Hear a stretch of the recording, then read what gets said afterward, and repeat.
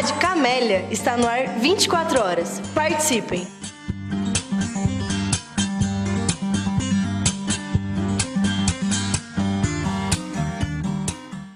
Dia 23 de setembro de 2020, nós estamos aqui com um corpo qualificado de professores. Primeiramente, agradecer a presença, não é, da Kátia, não é, de Foz do Iguaçu, da professora Mônica, que aceitou o convite novamente para discutir esse assunto aqui tão candente, não é, no dia de hoje. Agradecer também ao professor Geraldo, que aceitou novamente o convite, já estavam na discussão, não é, na audiência pública na Assembleia Legislativa na sexta-feira, bem como também, não é, o professor Paixão, não é, que estava na sexta-feira também na audiência pública. E aqui saudar e também agradecer o professor João Vanderlei Geraldi, não é, que tem nos acompanhado, tem vindo para o Paraná quando é possível fazer as discussões, aqui no coletivo da APP Independente, que promove a discussão de hoje em torno, não é, daquilo que nós estamos chamando, como já disse, de militarização, não é, das escolas públicas, não é, esse projeto que nos pegou praticamente de surpresa. Então, agradecer a todos de antemão para discutir, continuar discutindo, na verdade. Alguns aqui já estavam na semana passada numa audiência pública, não é, na Assembleia Legislativa do Paraná, discutindo o mesmo assunto. Hoje nós desejamos aprofundar, alargar, ouvir também os nossos ouvintes que nos acompanham aí, não é, pelas redes, para dar continuidade, então, a essa discussão, a um projeto que nos estranhou bastante, até porque com a pandemia estava mais ou menos sob, não é, o congelado, em relação a esse, não é, a esse decreto já aprovado no governo federal o ano passado, e fomos surpreendidos praticamente, porque sem nenhuma discussão, não é, o executivo, não é, aqui do Paraná apresentou no dia 14 de setembro, agora, na semana passada, um projeto que anuncia, não é, a criação de um número bastante grande, não é, de escolas que o governo está chamando, não é, de escolas cívico-militares. A nossa posição não é bastante crítica em relação a isso, especialmente em relação à falta de discussão com a comunidade acadêmica, com os alunos, com a comunidade escolar, não é, com professores especialistas, como os que estão aqui, por exemplo, com profissionais da área, sejam, não é, educadores de escolas públicas, no ensino privado, enfim, deveria haver uma discussão, já que afeta a comunidade em geral, não é, esse projeto de lei.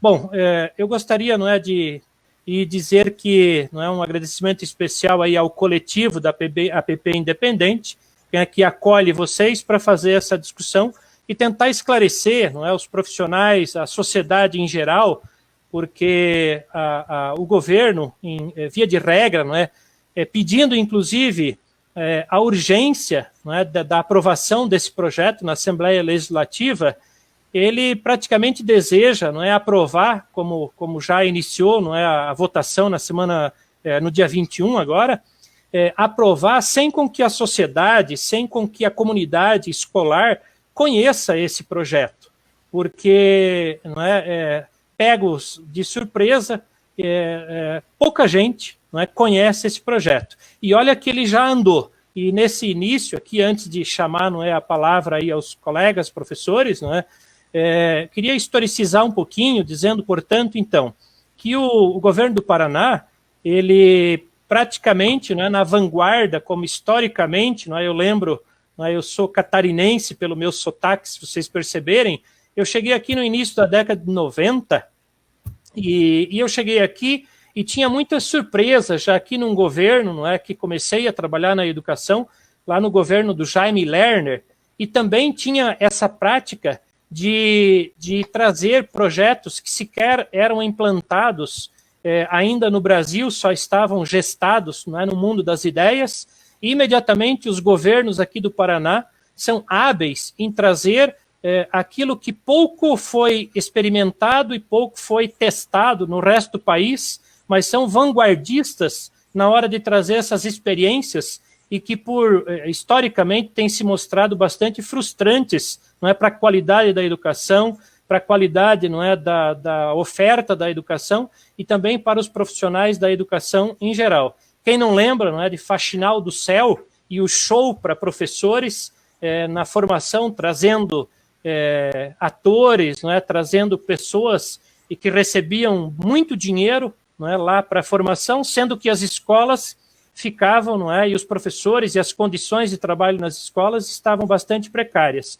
Então, parece que retomamos governos que querem fazer experiência, mesmo sem ter tido, não é, experimentado em qualquer lugar do país, com exceção, não é, de 1 ou 2 estados que já implementaram, como Goiás, não é, Brasília, também tem projetos bastante adiantados em relação, não é, à militarização ou às escolas cívico-militares.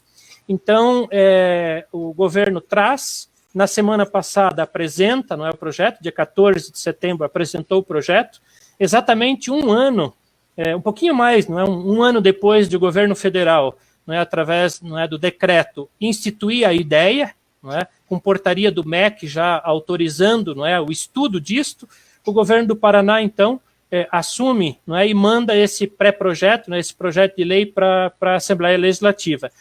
E prontamente, não é, a base de apoio do governo pede urgência, aprova a urgência desse projeto, tendo aprovado, inclusive, em 2 comissões já, o andamento desse projeto, quando, não é, foi pedido vistas aí, ficou daí a votação e a análise desse projeto, ainda está, não é, ocorrendo isso na Assembleia Legislativa.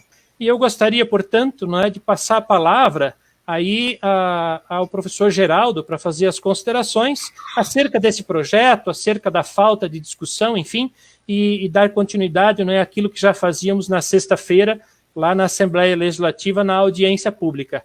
Boa noite, professor Geraldo.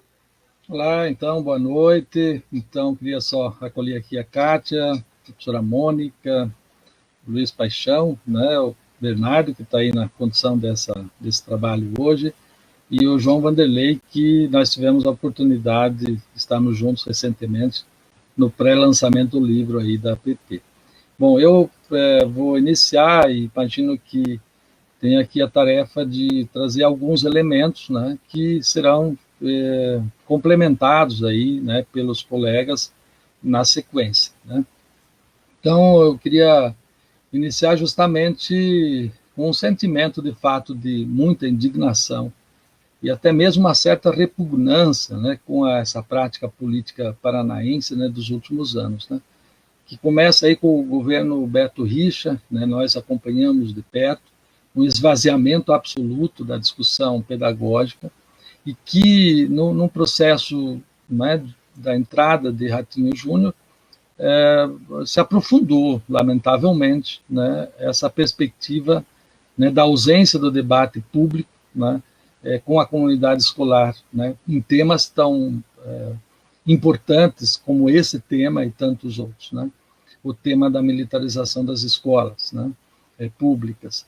Então, acho que os espaços públicos e a democracia em nosso Estado elas foram absolutamente sequestradas por essa visão formal burguesa de democracia, né?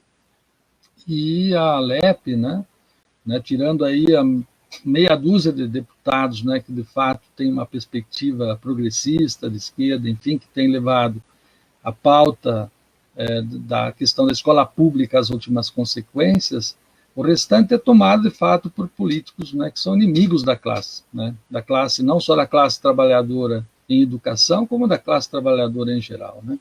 Então, não podemos, de fato, aceitar, não é, que esse projeto no Paraná venha a ser aprovado, mas, lamentavelmente, já tivemos uma demonstração, né, ontem, não é, numa votação de primeira instância, que demonstrou que apenas seis deputados, né, de fato, se posicionaram contra, os demais, todos a favor do projeto, né? O que é, de fato, de uma profunda tristeza pela falta de esclarecimento, né, dos nossos dirigentes, né? Então, de fato, e aí Bernardo levantou bem, acho que é um jogo sujo desse senhor Traiano, né, cujo nome é muito próximo àquilo que, de fato, ele costuma fazer, não é? Que é levar o projeto, nesse momento da pandemia, sem um debate aberto, amplamente discutido, à aprovação, né? Ao menos submetê-lo à aprovação, né? Então, a gente sabe que isso faz parte de um jogo, né, político, um jogo sujo, não é, que, lamentavelmente, nós temos visto no cenário nacional e aqui, em particular, no Paraná, e muito, né? Então, de fato, temos muito, assim, a lamentar, né, dessa forma de conduzir a política, ainda mais num projeto dessa monta, né? Então, eu queria, assim, levantar alguns pontos que eu acho que são importantes dentro do nosso debate, que, evidentemente, somado ao conjunto, né, das impressões dos colegas, nós poderemos abrir para o debate, e precisamos, de fato, criar um amplo debate em torno do tema. Primeiro, por que nós temos que ser contra, né, esse projeto de militarização das escolas públicas, né? Uma primeira questão, nós não podemos aceitar de fato o projeto porque ele faz parte de um ideário, né, da nova direita, né, da extrema-direita brasileira, que assumiu o governo federal em 2019, mas também faz parte das forças golpistas que já vinham sendo, aí, de certa forma, financiadas, né, pelo próprio capital nacional, pelo capital transnacional, né? Esse projeto ele é anterior, evidentemente, ao golpe, mas ele foi efetivamente impulsionado, né, e eu acho que isso é importante dizer, em 2016 com o governo Temer, e em especial em 2019 no governo Bolsonaro, né? Tanto é que tornou-se uma prioridade praticamente absoluta, né? Isso ficou muito claro, na medida em que o decreto fora assinado já por ele no segundo dia de seu governo, né? Então, o decreto de militarizar as escolas públicas, ele foi assinado e impulsionado pelo governo Bolsonaro. Então, é importante entender que faz parte de um contexto, né, nacional, né, de uma política nacional que já tinha, como bem Bernardo já comentou, em alguns estados já escolas implementadas, né? Não podemos também aceitar esse projeto porque ele traz um conjunto de falácias, né, que a professora Mônica depois poderá tomar aqui a partir do próprio projeto no Paraná, em relação, por exemplo, à retórica da escolha, né? Você vai ter na escola pública a possibilidade de escolher um outro tipo ter uma escola diferenciada, né?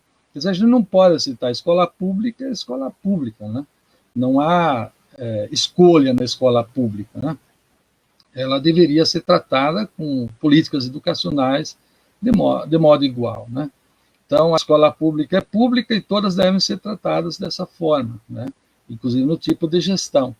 Então, não se trata, de fato, né, da escolha, né? E mesmo dessa retórica, que é uma outra falácia, né, da violência, né?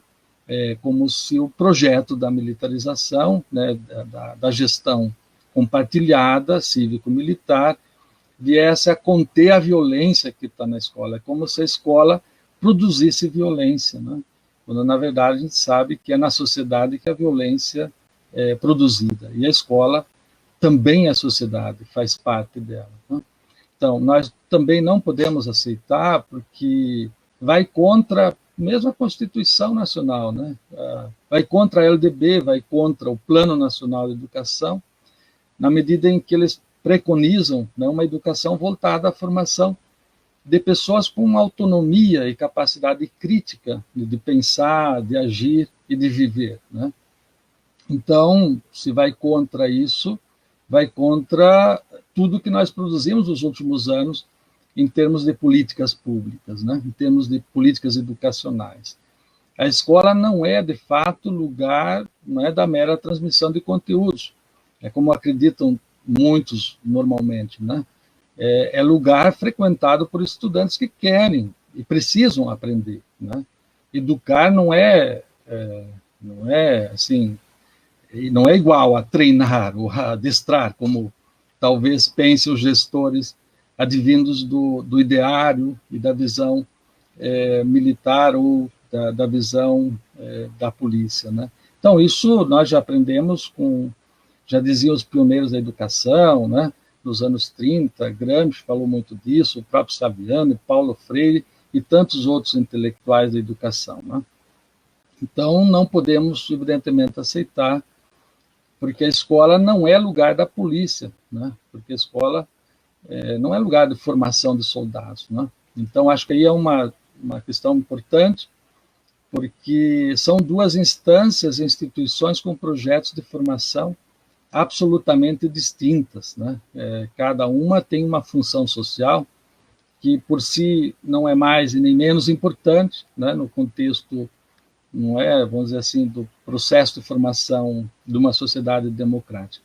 E é bom até dizer que aqui nós não temos nada contra, não é, os militares, os policiais, enfim, não é esse o ponto, né?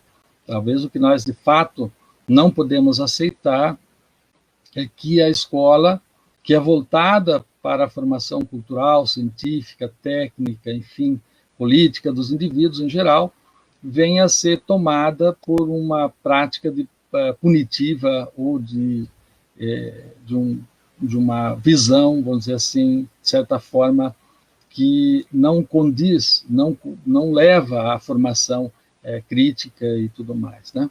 Porque, em certa medida, a formação militar ela é voltada para a segurança pública, né?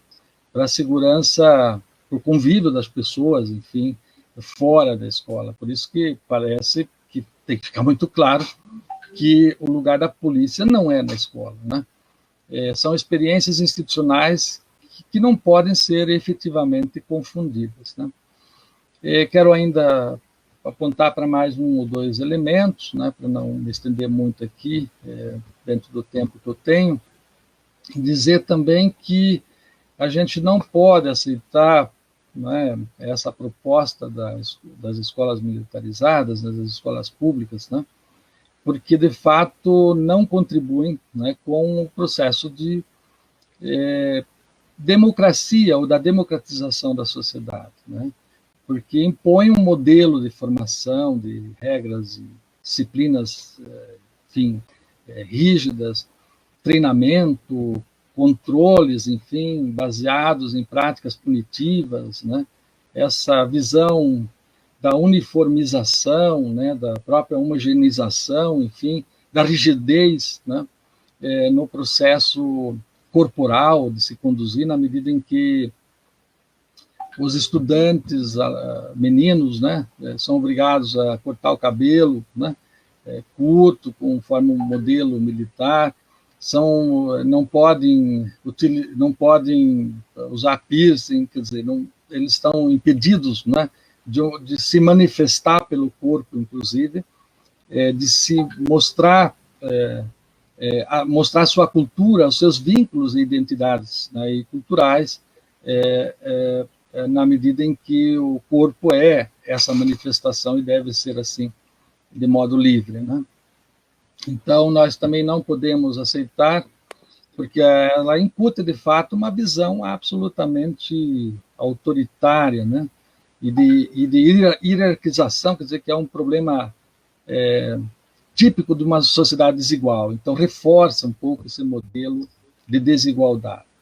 Então, há que se também lembrar aqui também um pouco essa visão da imposição da disciplina por medo, né? Quer dizer, essa ideia de que a presença do policial vai estruturar uma certa ordem no processo social interno da escola, né? E que a gente sabe que isso, via de regra, ocorre por medo, né? E não pelo diálogo, pela troca, né?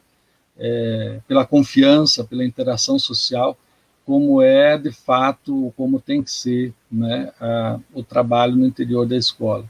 Então, do ponto de vista do ensino, predomina uma visão totalmente equivocada. Para finalizar um pouco o caminho aqui dos pontos que eu gostaria de levantar, tem uma coisa também interessante ser refletida, né? Um dado do INEP, né, mostra, né, do Instituto Nacional de Estudos e Pesquisas Educacionais, mostra que essas escolas que já têm gestão compartilhada, elas têm um investimento muito superior, não é, às escolas em geral, às escolas públicas, né? Eles indicam que chega a R$19 mil o custo aluno, não é, por ano, né? E o custo aluno da escola pública em geral custa R$6 mil ano. Mas há também quem diga que esse custo é muito superior, chegando até a R$30 mil custo aluno. Claro, sob esse sentido, a gente sabe que há um investimento, né, e há uma diferença aí em investimento que, de fato, a grande provocação que a gente poderia fazer aqui, se todas as escolas tivessem esse investimento, seguramente, né, teriam também uma condição muito melhor enquanto resultado do seu trabalho, né? Bom, caminhando para o fim aqui dos apontamentos, eu queria ainda só dizer, assim, para finalizar um pouco o caminho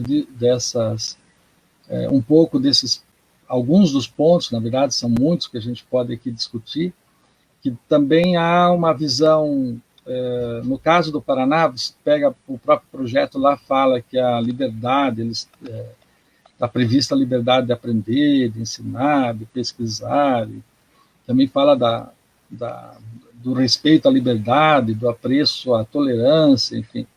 Mas a gente sabe que isso tudo é uma retórica, né? É uma espécie de discurso oco, né?